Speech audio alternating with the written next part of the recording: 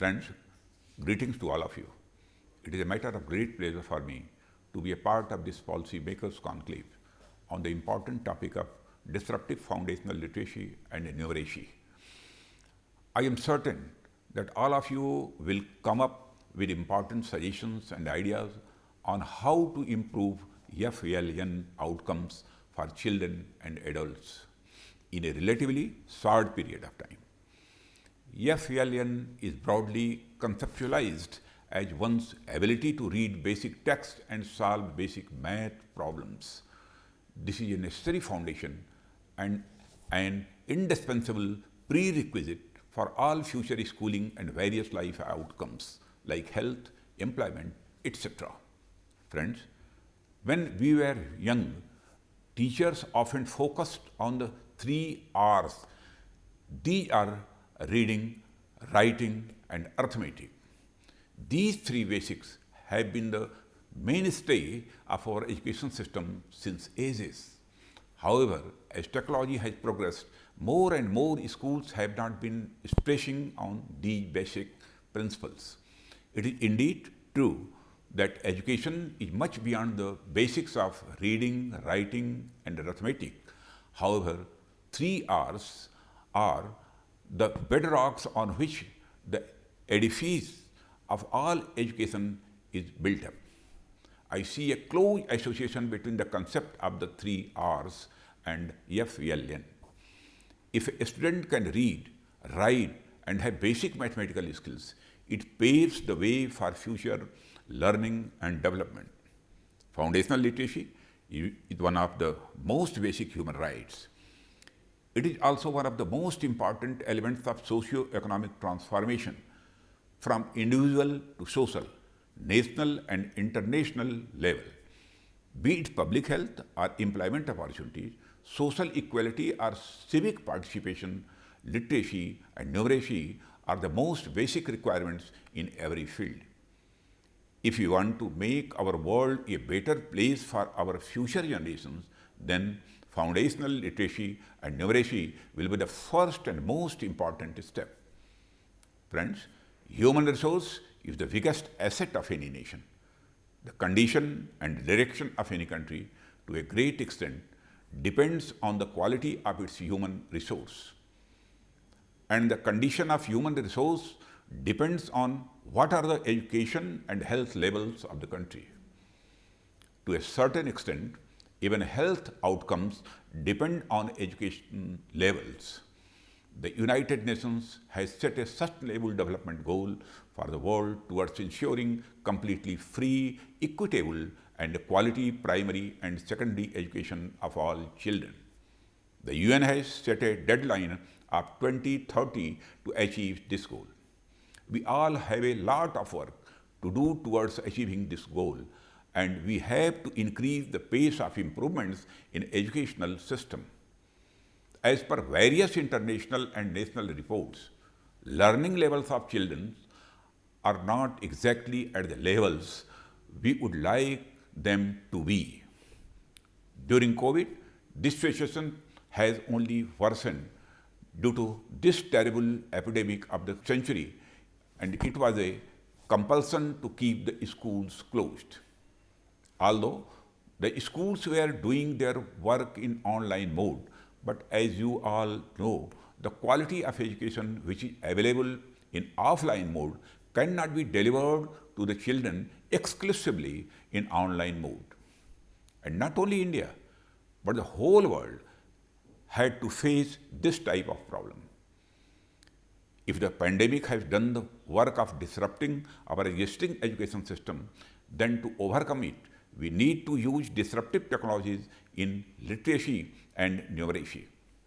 We have to take foundational literacy not only to the pre-pandemic levels, but also to a much higher standard. With the help of technological advancements like smartphones, tablets, and laptops, we may accelerate the pace of learning in children. However, many questions may arise on this step, including the question of their cost. But here, I would like to quote that if you think education is expensive, try ignorance. That is, If you find education expensive, then try adopting illiteracy for once. It will prove to be more expensive for us than investing in education. We should keep this in mind in such a situation. Discussing the ideas of disruptive learning and promoting them, if found useful, is need of the day. In this direction, I would like to mention the concept and program of accelerating learning for all, or ALPHA, which is being run in different parts of the country and the world. I was told that through this program, it is possible to make children and adults reading capable in 45 days and fully FLN capable in just 90 days.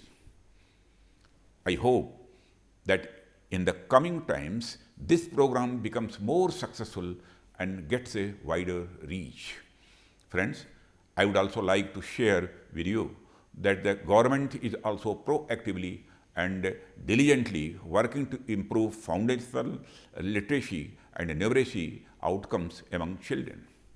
Most of you here would be aware about the visionary approach adopted in our National Education Policy 2020.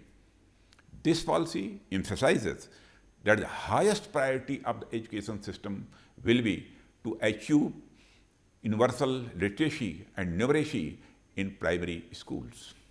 To this end, the government has launched a national initiative for proficiency in reading with understanding and numeracy with the acronym of Nipun Bharat, for ensuring that every child in the country necessarily attains foundational literacy and numeracy.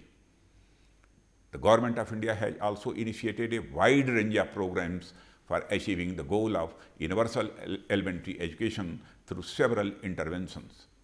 Samagra Shiksha Abhiyan is Government of India's flagship program for school education catering from pre-primary to senior secondary classes. This scheme focuses on the importance of early childhood education and provides systemic intervention in harmony with the existing infrastructure. Along with that, a nationwide sub-program by the name of Padhe Bharat, Badhe Bharat has also been launched to improve comprehensive early reading, writing, and early mathematics program for children in class 1 and 2. Friends, the challenges related to education are not the challenges of any particular class, region, or caste. This is the challenge not only of our country, but of the whole world. Therefore, to solve it, the whole society will have to come forward together. For this, it is necessary to adopt a whole of the world approach in which all parts of the world and society may participate. When the government, civil society, organizations, educational institutes, global development agencies, and donor agencies would work in unison, we can hope to achieve our cherished goals sooner than later. And today, when policymakers from different parts of the world and other dignitaries from the academia have gathered on a single platform to discuss the universalization of FLN, it is a harbinger of a big change in the future. I believe that all of you will come out with practical, effective, and futuristic ideas while deliberating on this important issue. Without saying anything further, I wish that this conclave achieves all its objectives. I conclude by wishing you success in your future endeavors. Thank you very much.